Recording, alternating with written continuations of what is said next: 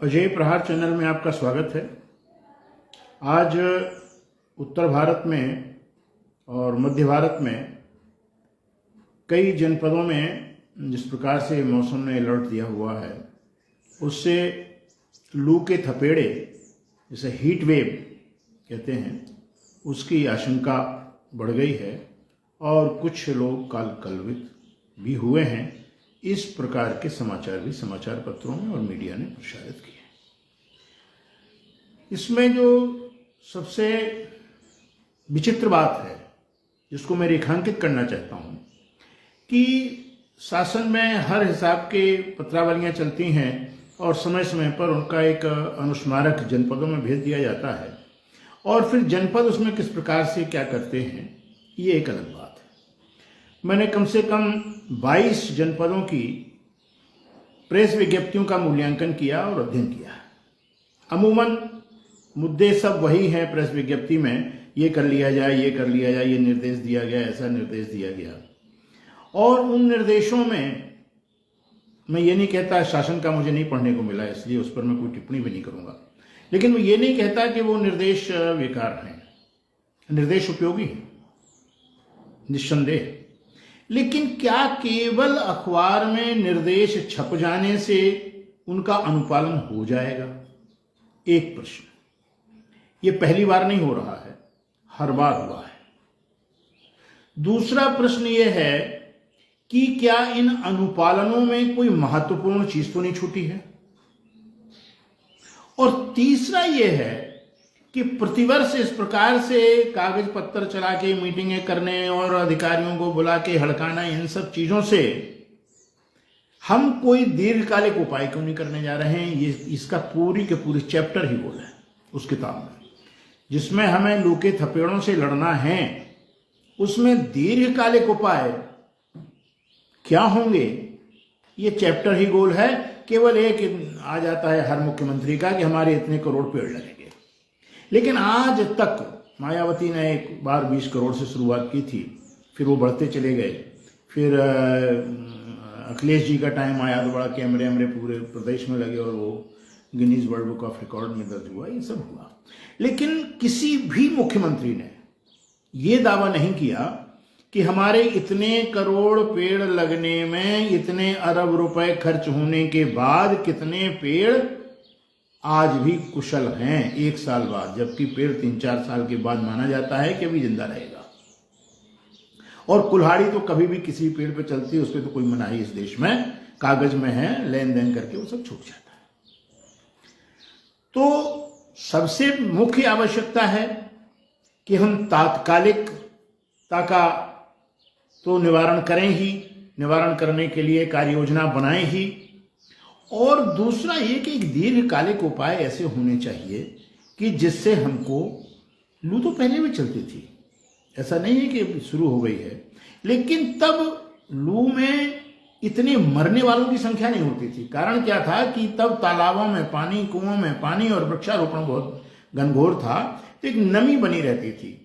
और जो बुजुर्ग लोग होते थे उनके घर में वो इंतजामात होते थे कि आम का पना पिला दिया और चना की साग का जो सुखा के रखते से बुंदेलखंड में सक्सा बोलते हैं, उसकी मालिश कर दी तो वो आदमी चैतन्य हो जाता था। अब वो कहीं ढूंढे नहीं मिलता। अब कोई इन चीज़ों को जानता नहीं है, उस पर नेट देखता है, यूट्यूब देखता है, उससे कंसल्टेशन लेता है और फिर उसमें जो कुछ लिखा होता है उसको ढूंढता रह जाता, तब तक वो आदमी चला जाता है। ये व्यवहारिक बात है। तो मैं दूसरी बात से शुरू करूंगा कि जो ये दिशा निर्देश का डंका पीटा गया है अखबारों में, जैसे लगता है कि प्रशासन बड़ा सक्रिय है। कहीं जिलाधिकारी ने डंका पीटा है, कहीं अपर जिलाधिकारी ने डंका पीटा है, इधर चुनाव का डंका अलग चल रहा है, इसी बीच में सब घालमेल चल रहा है। उसमें जो सबसे बड़ा अभाव सभी विज्ञप्तियों में वो ये है कि हमें सबसे पहले सुरक्षित किसे करना है इस हीट वेव से। पहली चीज तो यह है कि अस्पताल में जो कार्य कर रहे हैं स्वास्थ्यकर्मी, वो सुरक्षित रहें ताकि उनके पास जो लोग आ जाएं वो सुरक्षित हो सके। इसका कोई निर्देश कहीं मुझे पढ़ने को नहीं मिला कि इसके लिए क्या कार्यनीति अपनाई जाएगी। कहने को तो अस्पताल 24 घंटे खुला रहता है, लेकिन अक्सर देखिए तो डॉक्टरनी वगैरह हो उसको सोते मिलते हैं। ये चाहे किसी का बच्चा भी हो, घर का बच्चा भी होगा, वो वैसे ही करेगा। ये एक प्रक्रिया बन गई है। इस प्रक्रिया से निजात देने के लिए कोई रणनीति शासन के पास, सामाजिक सेवा करने वाले लोगों के पास नहीं। आवश्यकता इस बात की है कि हम, एक तो स्टाफ का रोना हर जगह है, जब स्टाफ ही नहीं होगा तो चाहे जो कुछ कर लीजिए आप। तो सरकारें स्टाफ नहीं बढ़ा पा रही हैं, इस पर कोई किसी का ध्यान नहीं है, पक्ष का विपक्ष का, समाचार पत्र का, कर्मचारी संगठनों का। जहां 10 होना चाहिए वहां 2 हैं। तो इस वजह से उनको सस्पेंड करना, उनको ये करना में थोड़ा हिचकिचाहट होती है कि भैया वैसे ही कम है और उनको कम कर दो, बड़ी दिक्कत हो जाएगी। आ जाते हैं अस्पताल में, उनको पूरी तरीके से सुरक्षा मिलनी चाहिए, एक ये बात। दूसरी बात आई है, दूसरी बात सबसे संवेदनशील मुद्दा है बच्चों का, खासतौर से प्राइमरी जूनियर हाई स्कूल्स का। उसका कुछ जिलाधिकारियों ने समय तो बदला, लेकिन कितना समय बदलना चाहिए इस पर कहीं कोई एक रूपता नहीं है। उनको आप 7 बजे खोल दीजिए, 10 बजे छुट्टी कर दीजिए, ताकि वो अपने घर पहुंचे और जो वहां पर अध्यापक हैं जिन्हें कई मील कई किलोमीटर जाना है दोपहिया वाहनों से ऐसी कड़कड़ाती धूप में, वो भी टाइम से अपने घर पहुंच जाए। इसका भी अभाव उसमें है। तीसरा, जो लू से संबंधित सामान हैं और औषधियां हैं और जो प्राथमिक उपचार हैं, उनका एक विशेष पैकेज प्रचार का होना चाहिए, जिससे लोगों को एक जानकारी हो कि पेट खाली नहीं रखना है, जाना है खा के जाना है, पानी निरंतर पीते रहना है, नमक का पानी भी पीना है, प्याज का भी उपयोग करना है, हरे फलों का उपयोग करना, ये तमाम चीजें। और उनके भाव ना बढ़ने पाए बाजार में। नींबू इस समय 100-125 रुपए किलो से ऊपर जा रहा है।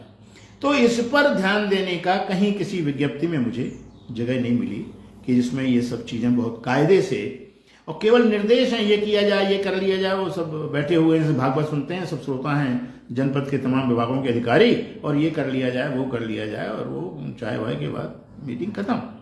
उसका मूल्यांकन कैसे करेंगे आप? ऐसा कोई, वो आप चले जा रहे हैं गाड़ी से, जिससे आप नाराज हैं, उसको आपने जाके चिट्ठी थमा दी, उसके खिलाफ आपने एक्शन ले लिया। बाकी आपके पास कोई ऐसा पैरामीटर नहीं है जिस पैरामीटर से आप सही मूल्यांकन कर सकें, जिसमें कायदे के लोग हैं उन्हें आप प्रोत्साहित कर सकें, और जो वैसे ही लोग हैं, काम नहीं कर रहे, मक्कार हैं, उनको आप दंडित कर सकें। ये कुल मिलाकर के एक चीज हुई। दूसरी चीज, दीर्घकालिक उपाय अगर हमें लू के थपेड़ों से बचाने के लिए करना है, तो हमें भूगर्भ जल का जो भयंकर दोहन हो रहा है, कई विकासखंड डार्क जोन में आते चले जा रहे हैं, इस प्रक्रिया को रोकना पड़ेगा।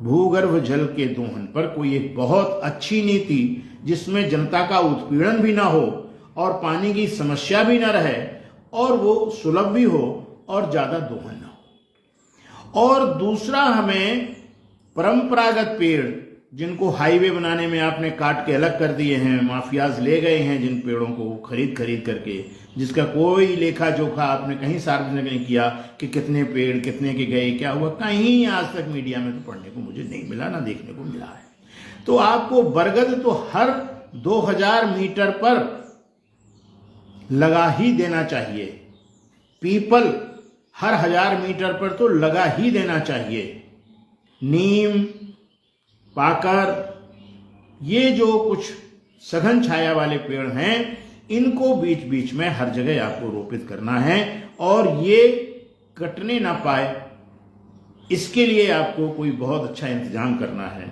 ऐसी जगह लगाई जाए जहां काटने की आवश्यकता ना पड़े। अगर काटने की आवश्यकता पड़ती है तो जब तक उतने ही कैपेसिटी का पेड़ तैयार ना हो जाए कहीं दूसरी जगह, तब तक उसको काटने की अनुमति नहीं देना चाहिए। इस प्रकार के दीर्घकालिक उपाय बहुत आवश्यक हैं, और इसमें केवल सरकार की तरफ लोगों को नहीं देखना चाहिए। जो स्वयं सेवी संस्थाएं अपने आप को जनसेवा का डंका पीटती हैं, उनको इसमें आगे आना चाहिए। वन विभाग बिल्कुल अकर्मण्य पड़ा हुआ है, आप कोई रीति नीति नहीं बदल रहे हैं। वन विभाग को तो 33% वृक्षारोपण का पूरा दायित्व सौंप देना चाहिए, और उसकी मॉनिटरिंग बड़ी तगड़ी होनी चाहिए। और उसके लिए आपको सरकारी और गैर सरकारी जमीन का जो झंझट से खत्म कर देना चाहिए। जो अपनी सहमति से अपने खेतों में भी पेड़ लगवाना चाहे वो उसकी सहमति दे और लगा दिया जाए। उसमें जब तक आप एक बहुत व्यापक परिवर्तन नहीं करेंगे तब तक आपके ये कागजी घोड़े दौड़ेंगे और प्राकृतिक थपेड़े बढ़ते रहेंगे। उनसे निजात के लिए बहुत आवश्यक है कि आप इस प्रकार के कुछ कार्य करें। इन्हीं शब्दों के साथ धन्यवाद।